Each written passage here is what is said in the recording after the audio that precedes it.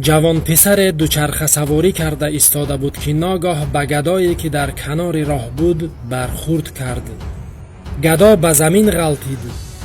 جوان پسر به جای این که از وی عذرخواهی کند و کمکش کند تا از جایش بلند شود، شروع کرد به خندیدن و مسخره کردن گدا. سپس به دوچرخه اش سوار شد و به راهش ادامه داد. گدا جوان را صدا زد و گفت: ای جوان، اینجا چیزی از تو غلطیده است. جوان پسر با سرعت برگشت و به جستجو کردن درآمد.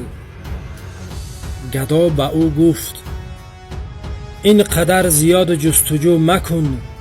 آنچه از تو به زمین غلطید مروت و مردانگیت بود که هرگز آن را نخواهی یافت.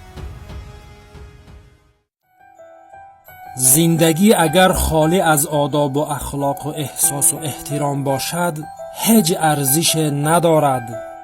زندگی همان حکایه قدیمی کوهستان است.